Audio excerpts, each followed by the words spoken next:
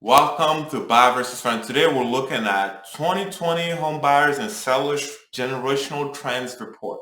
Essentially, I want to see if there are any trends between my generation, I'm a millennial, in case anybody's wondering, and other generations. All right, let's take a look.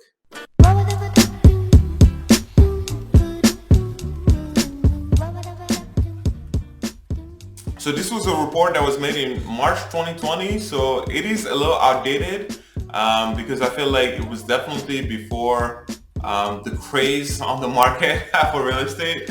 But I think it's still a good indicator, and I hope it has insightful information that we can have conversations about. I hope this is not boring for everybody. I like looking at numbers, so I hope everybody enjoys looking at this. But this is very interesting, as you can expect. All right, first one, let's take a look at share of home buyers and sellers by generation. As you can see, obviously most of the home sellers are going to be older boomers, younger boomers, Gen Xers. It's interesting to see the silent generation not selling, but it makes sense. I mean, I feel like if you reach a certain age, you're not trying to make money, you're not trying to do anything, you're just trying to enjoy, the rest of your life. So it makes perfect sense. As you can see, older millennials seem to obviously have been on the job market a lot longer, so they're able to start to enter the real estate market, while the younger millennials are still probably getting in, or they've recently been on the job market. So um, yeah, it makes sense that they're low. I'm surprised to see 3% already selling houses. I mean, that's incredible. I wonder if it's people that are like, anyway, there's no point speculating, but it's just interesting to look at. Next, this should be pretty short, not much to say, but this is the average age of current home buyers or home buyers back in 2020. As it makes sense, people in the 30 to 39s, that's where you have, high enough income, you've been working long enough that if you've been saving and planning for this, you can afford it. And it's also the age where you're probably like starting to get married and have families. So it makes perfect sense. It's interesting to see it going down over time, but it also makes sense because these are the time, like from 30, I feel like, to 50 is where you can make the biggest changes in your life. And after that, you're just looking for stability. I don't think anybody's trying to do anything crazy at that point. Household income for home buyers. This is very interesting because obviously, me not being from the US, coming here and seeing how much people spend on houses, I've always been blown by how people are able to afford houses out here in the US. But I'm sure people just save for a long time. There are many ways that people can afford houses, but it's just interesting to see. But what do I see here? I am very impressed that there are people between the age of 22 to 29 that are making like over $200,000. Who are these people? Like, where are they? What are they doing? Like, what kind of life do they live? Essentially, 1% of home buyers between the age of 22 to 29 make over $200,000. Good for them. Good for them. But most of the people make around, I want to say, anything above. Yeah, I guess starting from $50,000 up to probably 125. That's really the bulk of the home buyers in this age group. And I feel like the older you get, the higher that number looks. As you can see, you can almost see like kind of a trend, a diagonal over time. It's not necessarily diagonal, but it's a little diagonal, and then it stabilizes later down in time. And I just wonder if it's because obviously the older you get, the more house space you need. If you have a family, you have kids, maybe it's multi-generational house, so you need maybe a little more expensive of a house. Or it's just people that, bought in their 20s, and, when they reach that, age of 40, 50, they're able to, sell and essentially upgrade to a better house. So maybe, yeah, most of these are like going to be upgrades. But it's interesting to see that, the most buyers, as you get in higher age groups, have higher income than the younger buyers. But obviously, younger buyers probably are less, picky, and depending on where they live, they have more flexibility. They don't need as much space, so it makes sense to some extent. But very interesting slide to look at. No surprise here. We're looking at adult composition of home buyers' households. It makes sense, right? Like most home buyers are gonna be married, and that's just because of the power of the dual income. The dual income is very powerful. It's incredible. It's double muscle, double power. But it's very hard. I mean, when you look at the numbers, out there for home prices, and you look at, average income, it is so hard to buy a house on a single income. It's really hard. Even if you got, side hustle on side hustle on side hustle, it's hard to afford a house. So it makes sense in every generation, right? Most home buyers are married couples. I wonder if also, I know there's the desire, or homes represent kind of have this image of stability. I wonder if that's also why maybe it's more popular within married couples, that, married couples, the natural thing or the popular thing to do is to go and buy a house. So it's not necessarily because of the income, but just because it's a stability that a new couple wants. But, interesting, I guess. No surprises. Number of children under the age of 18 residing in a household. Yes, makes perfect sense, right? No, actually, it doesn't make sense.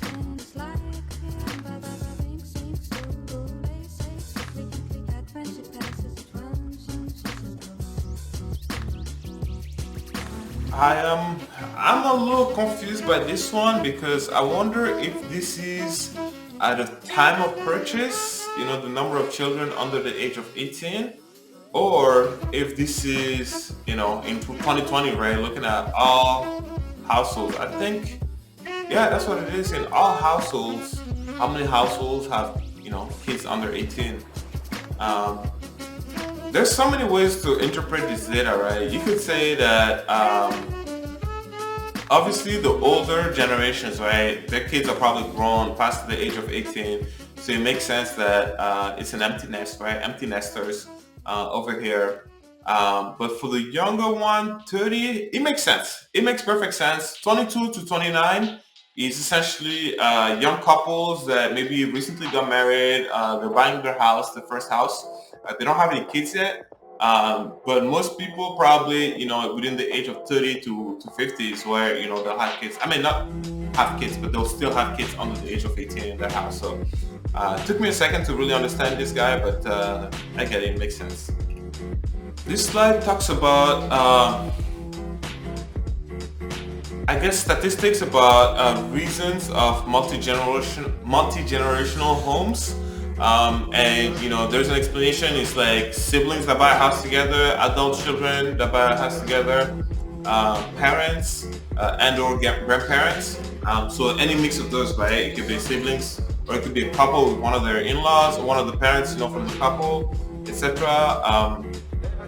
It's interesting to see that the main reason for multi-generational houses is gonna be aging parents.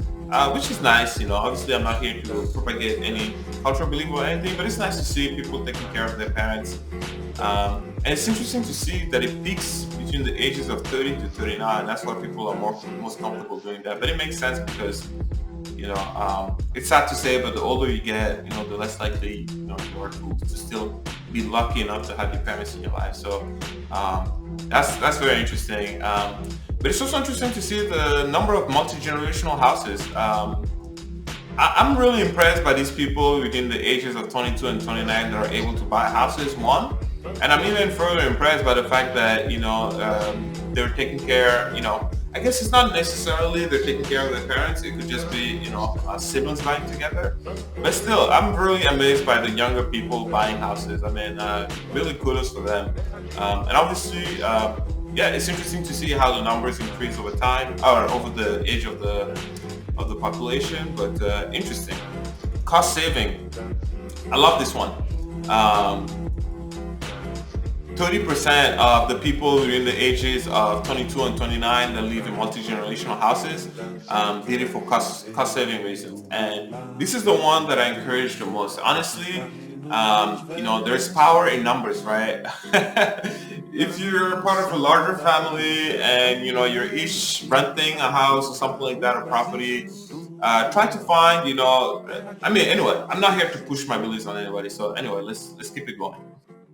Home buyer gender, very interesting. Um, Gosh, it's beautiful here. Yeah, it's very interesting. It's interesting to see the numbers are very close. I mean, there's no distinction, but it makes sense. If I don't even know how they're calculating this number. Like, how does it work for a married couple? Yeah, not much to say really on this slide. Not interesting. Home buyer identity as transgender.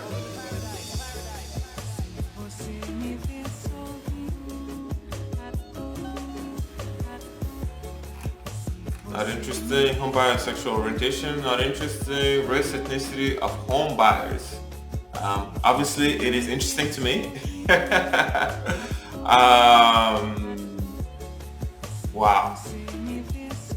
But yeah, it makes sense. But at the same time, it's interesting to see just because obviously, the United States are mainly white. So it makes sense that they're the majority of home buyers. Um, yeah, some of these numbers are real low. Yeah, I don't want to say anything wrong here, but definitely, that's why I feel strongly about finding ways to make access to real estate easier, especially for marginalized communities, because real estate is a secret weapon in the U.S. Honestly, like it can have so many benefits, if done right, and yet it can be so hard to access without some conditions being met. So yeah, in future I want to make more videos talking about this. Obviously, I feel strongly about Black African Americans access to real estate, but there are solutions. I mean, not solutions out there, but I hope with time, these numbers will look better. That's what I can say, really. Home buyers education. I don't know if this is relevant, but it is interesting. It would make sense that obviously there's a correlation between education level and income level, especially in this area of having a lot of tech jobs out there. But yeah, you can clearly see that the numbers really jump up at a bachelor's degree level, regardless of the age, and continue going from there. But it's interesting to see that actually no. Let me take it back. Um, there's definitely a correlation between education level, obviously, and access to real estate. It's interesting to see that obviously not finishing high school makes it very unlikely to be able to access real estate. That's just because of the limitation of the type of jobs that you can get. I'm sure there are other correlations, other factors that produce this kind of result. But essentially, yeah, from when you get a high school diploma, essentially, you're able to access real estate, right? And as young as 22 to 29, that's actually really incredible. It will be so interesting to hear from somebody, in that situation and hear their story and their learnings, right? If they can teach or share, how they're able to do it. Because obviously, I don't want to say that high school diplomas, people with high school diplomas only obviously make less. Obviously, there's always opportunities for people to find ways to increase their income, um, and people can be very entrepreneurial and hardworking and find ways to generate their income. But the point that I'm trying to make is that I'm having a hard time making is for people that have, as many limitation as just having a high school diploma, being able to enter the real estate market. It will be interesting to see what kind of lesson they could share that will be useful for people that maybe have access to higher income but are not able to access real estate. That's really the point that I was trying to make. Primary language. I do not care. National origin. I do not care. Active military and veterans. Active veteran major. I don't know what to say about this data, but it's nice to see veterans having, increase access to real estate over time. Um, it only makes sense. I don't know enough about, I know they have like specific loans for veterans. Um, so it'll be interesting to learn more about, why and, what kind of support or benefits are available out there for veterans to be able to access real estate. But that's an idea for a video actually. Maybe that's something I should look up for one of the future videos, just expand on that. But I also don't know much about it. It'll be interesting to have a vet talk about it, maybe on my channel. Let's see if I can find somebody. If there's a veteran out there that sees this video, this very long and boring video, and you're interested in sharing and talking about some of the benefits that are out there for veterans to access real estate, I would love to have a call or have a video, posted on my channel where you can share some of that information. First-time home buyers in age group makes sense. 22 to 29. Again, I'm very impressed. People are able to buy houses within that age range. Yes, kudos for for them. And it's interesting to see that it goes down, but I think that's just because most people buy a house and it's the forever house. So they stay there forever essentially. Proud living arrangements. Oh, okay, interesting. Yes, I think we had speculated this on one of the other videos when we were looking at average income for home buyers. I think most people beyond the age of 40 that buy houses had already bought a home. There are very few first-time home buyers that look, at that age, in those age ranges, and it makes perfect sense, right? It's just people that either become empty nesters and want to downgrade, or they have access to a little more income and they want to upgrade, or it's multi-generational, maybe they have grandkids living with them. Renters makes sense, right? 55% of 22 to 29 live to parents. This is the key to success right here. For those that are under the age of 30, I know it's unpopular here in American culture, but honestly, if you can, just do it. Obviously, don't do it just to like be lazy, but if you can live with friends, with parents, relatives, or friends, or anything like that, where you don't have to pay rent, just set yourself a goal of that you're trying to achieve, right? Whether it's buying a house or something else, and take advantage of it. I mean, it's incredible at how much we spend on rent. That could be going towards other things. So anyway, short ramble on this. Primary reason for purchasing a home: desire to be closer to family and friends, relatives, change your family situation, desire to be home, job related. Interesting. Nothing really major I want to comment in here. Desire for a larger home. Sure, I think that's the American way, right? You just keep upgrading every day, all day. I'm not much for that. Yeah, I'm more excited at the idea of having no mortgage than having more space. But also, I don't have kids, so I'm sure people have good reasons for wanting a larger home. It's not just want a bigger house. Primary reason for the timing of home purchase. That's interesting. I mean, most of these could have more context. I mean, it's not very useful. Oh, okay. Like how many people, how many homeowners or home buyers own other properties? I think I understand that.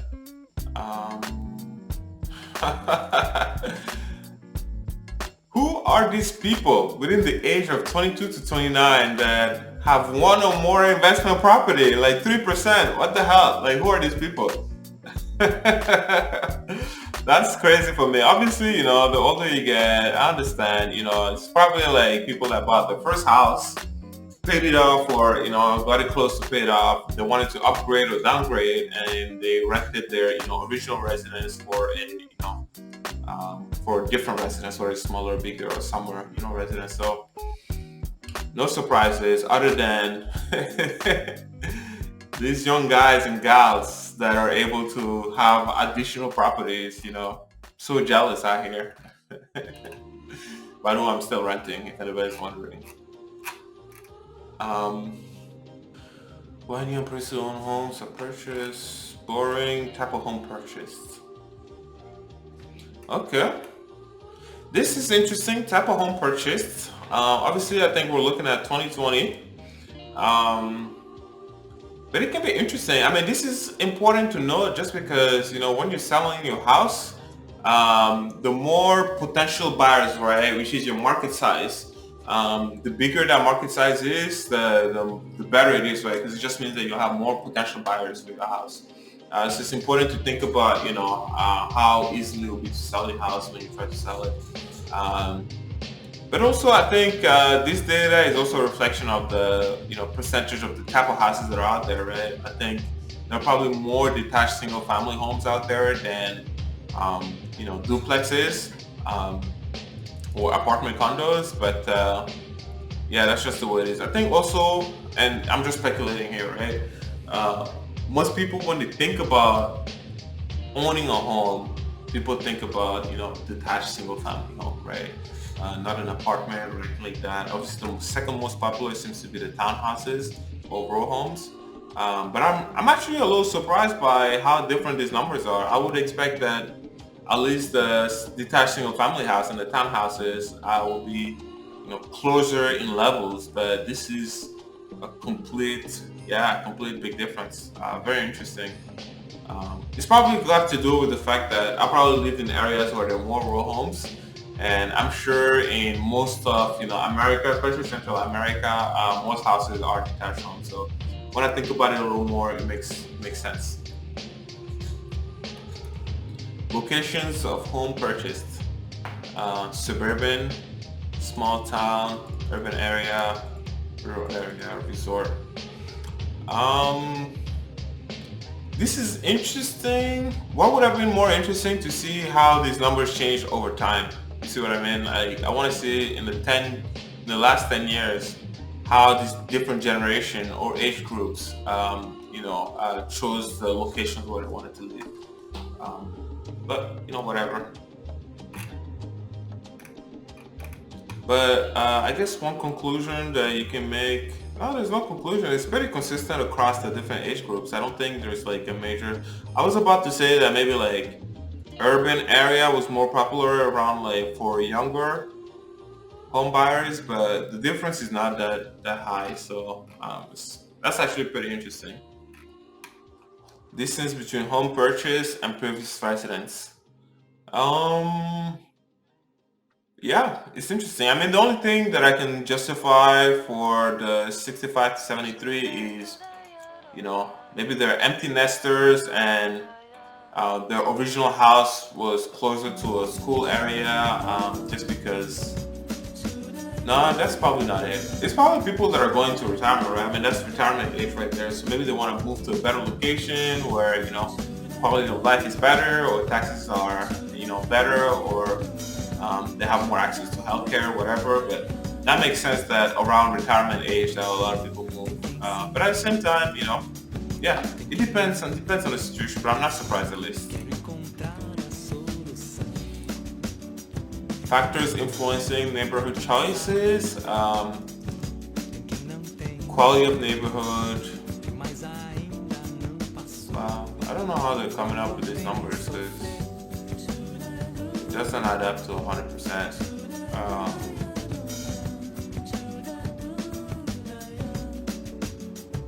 So I guess people probably had multiple choices, right, to answer these questions. That's why. But anyway, it's not important. Convenient to job, right? I think that makes sense. Overall affordability makes perfect sense. I'm surprised affordability is not above convenient to job, but I'm sure there's an explanation for it. And it's funny to see how convenient to job goes down over time. Obviously, the older you get, the less you care about your work. You just want to enjoy your life, so you don't really care about those. But it'll be interesting to see, like, in the older groups, what's the highest, like, the most significant. I guess convenient to friends and family, right? Makes so much more sense, right? The older you get, the less you focus on, on the job, and the more you focus on family. So, yeah, it's cool. It's cool. it's cool to see also how high that number is for younger buyers. Um, so it's not necessarily related to age. I wonder if that's like a new generation thing, or if that's, it's always been like that. That's why it would have been nice to see these numbers like over time.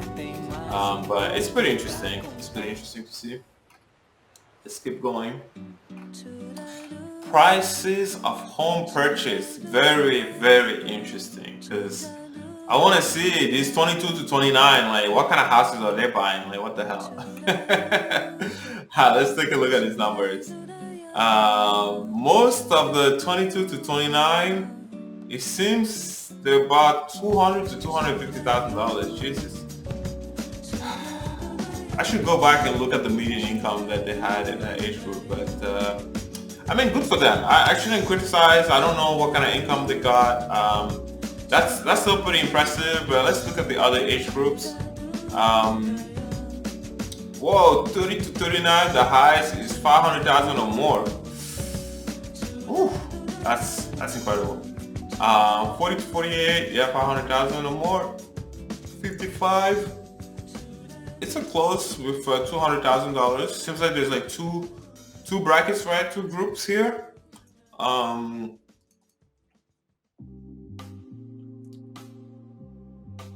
For this group, 65 to 73. I think that's, confirming exactly what we're saying about people downsizing, as they get older. And that's why you get, the more affordable houses, around the retirement age group. And then even later in life, all right, it's pretty decent. $350,000. It's kind of spread a little bit over kind of this range of numbers, but overall, if you look at the medians, actually, it's pretty consistent across.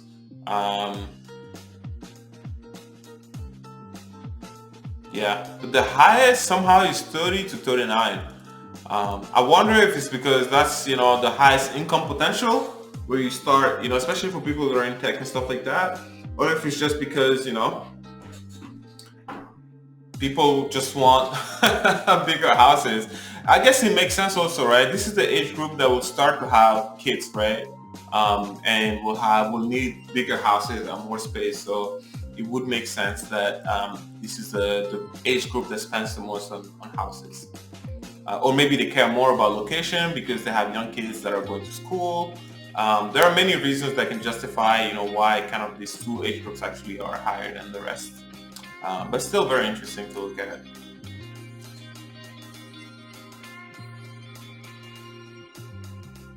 Purchase price compared to asking price. So that's very interesting.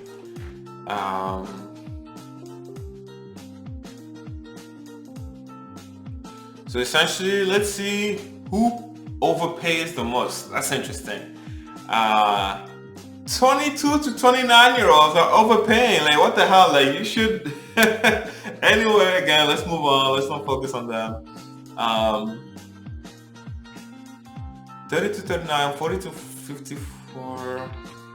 All right, 30 to 39, and no, actually 22 to 29, they overpay the most.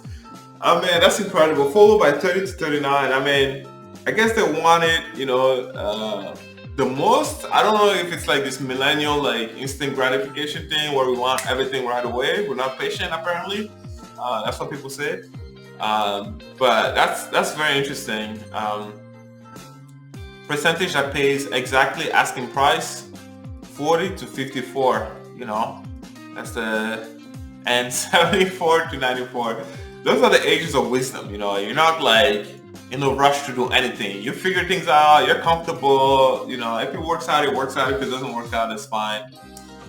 Who pays the least? Like below value, 40 to 54, and 55 to 64. That's interesting. Those are the most aggressive, but I guess those are probably the people that like can make cash offers. It'll be interesting to see like what percentage of these are cash offers and what percentage are like loans. And if they're loans, like what percentage of them are like 20%, what percentage of 5% down payment. Just because, obviously the lower your down payment, the riskier it is for the seller. So the less likely they are to actually negotiate. Like they'll prefer to go with somebody else. So um, to some extent, I can see why, but it's interesting. But it's interesting to see that most people actually pay slightly below the asking price. But again, remember that was 2020. I wonder what this number looks like in 2021. It's probably like 50% overpaid, and nobody gets to underpay because it's a seller's market right now. But very interesting. Size of home purchase, yes. The downsizers and the upgraders. Let's take a look at it. All right, this looks, makes a little more sense where the, younger home buyers are buying, kind of the smaller houses. Still, some are able to buy mansions, clearly 3,500 square feet. That's incredible. But it makes sense that the 40 to 54, probably second house upgrade, they're the ones buying the bigger houses. But yeah, very interesting information here. Very interesting information. You can kind of see like most people buy 1,500 to 2,500 square feet houses. That's really my takeaway from this slide. It's interesting to see older people buying larger houses, but also they probably have like a ton of money by then, so they want to enjoy it. Good for them. Number of bedrooms and bathrooms. I don't really care. Year, home built. Yeah, I mean, I don't think this is based on age. I think it's pretty consistent. The new houses are typically more expensive, so not everybody can afford them. And the sweet spot is like, 20 to like probably 50 years ago. Houses that were built, 20 to 50 years ago, that's kind of the sweet spot. And then much older than that is also not as popular just because, potentially you could need to spend a lot of money on renovation if it hasn't been renovated already. Environmentally friendly features considered very important. I mean, it makes sense because a lot of these affect actually your quality of life and how much you spend, like the bills. But it's interesting. I guess the most popular commuting costs is very high, especially for the younger, between 22 to 54. It makes sense, right? That's where you're like still going to work and trying really hard, and the older you get, the less you care about that, and you care more about the things that will affect like your actual bills. And it's interesting that solar panels are becoming more and more relevant. That's cool to see. A characteristic of home on which buyer compromise. Price of home. Especially when we looked at how many people overpaid. Or I wonder if this is like from probably when they started out looking for houses, when they compromised on after seeing a specific house. Some people will see a house that they really love, but it's maybe like a little higher than what they had originally planned. I guess most people will be able to compromise on that. The condition of the home, that's interesting. Especially with prices going high, that's probably the best way to afford what you can, is to get something that's not beat up completely, but maybe has a little bit of issues that needs to be fixed. Size of home, style of home, lot size, distance from job. Yeah, interesting. Expected length of tenure in home purchase. Interesting. 22 to 29.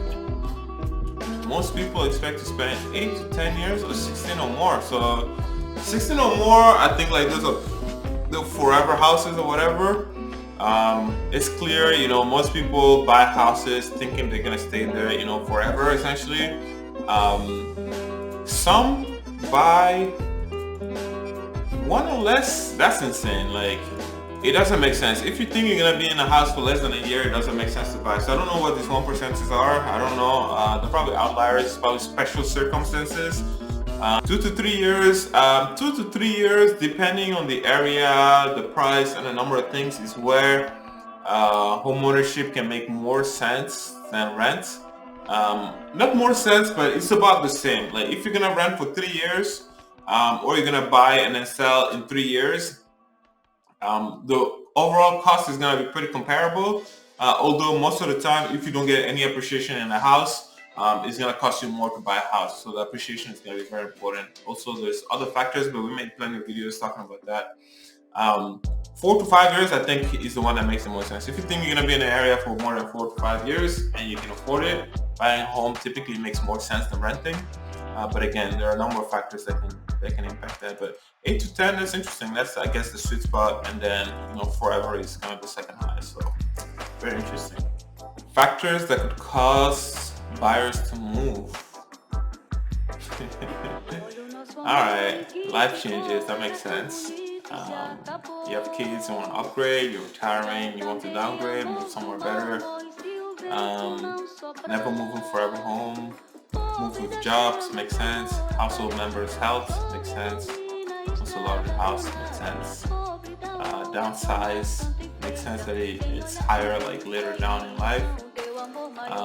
Want a nicer house. Very few people, that's interesting. Maybe it's a better area, neighborhood, or flip home. I guess very few flipping. This is interesting. First step taken during the home buying process. Looked online, I guess that makes sense. Contacted a real estate agent, very interesting. Looked online for information about home buying process. This should be the first step for most people. It's very important, especially before you talk to a real estate agent. Maybe not. Look online, that's fine, that can be the first step. But before you contact an agent, look online on the process. Again, real estate agents, obviously I've made videos about that. The quality of their service can range, significantly based on who you get. And the more you know about the process, the better it will be for you to understand who will serve your interests best. So yeah, I would really recommend understand the home buying process first. You actually need to contact the bank first to understand like how much you can afford if you're like going with a loan, and then contact the real estate agent. But it makes sense that people want to talk to an agent first. They're considered the experts.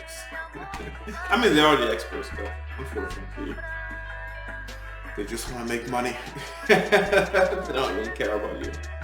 Talk with friends and relatives, that makes sense. Drove by homes and neighborhoods. I love doing that. There was a time I would go to like open houses with my brother and we'll just check out houses. And we don't waste anybody's time by doing like, appointments or whatever. We're just open houses. We're not touching anything. We're not taking any food or whatever. But it's fun to look at houses. I mean, I really enjoy the process. I really enjoy the process, honestly. I wish I was rich enough to buy houses very often. Not because I want to buy houses, but because I enjoy the process of buying a house. So I wish I could go through that process as often as possible. I should be like a home buying consultant, and I'll just come with you, right? I will be the friend that comes with you visiting houses and talks through like houses and stuff like that. I'll do it for free. If anybody in my area, you don't know where I live, but if anybody in the United States is going through the process of buying a house and you want somebody to hang out with you while you do it, I'm happy to do it. I enjoy the process. Visit our open houses, yeah, there it is. Looked up information about different neighborhoods.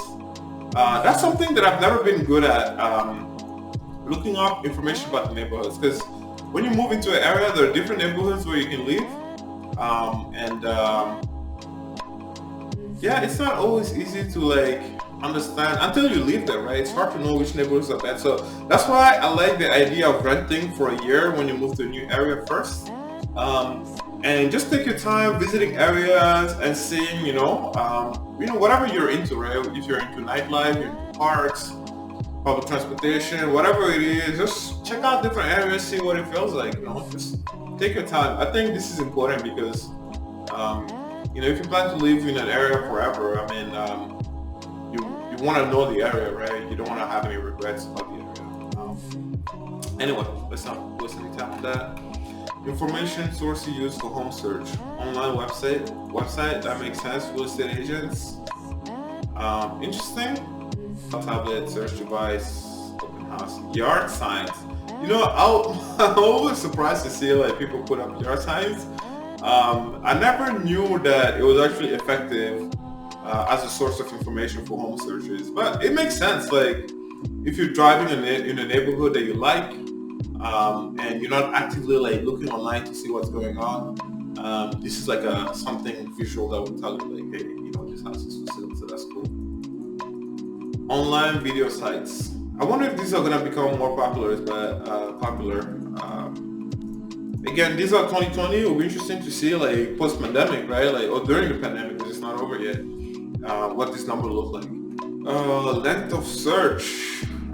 Very interesting. Number of weeks search. Number of weeks search before contacting an agent. Number of homes viewed.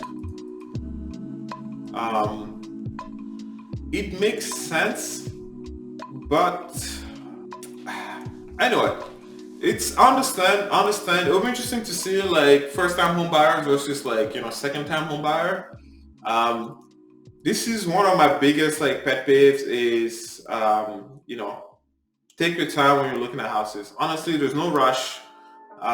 Depending on your situation, right? I don't know, people with leases that are ending, you want to time your home buying with your lease ending, etc. But take your time, and I understand that if you set the money aside, you get all your ducks in a row to buy a house. You don't want to sit in limbo for too long, but enjoy the process. Like I said, enjoy the process. Take your time, look at the houses, look at all the details.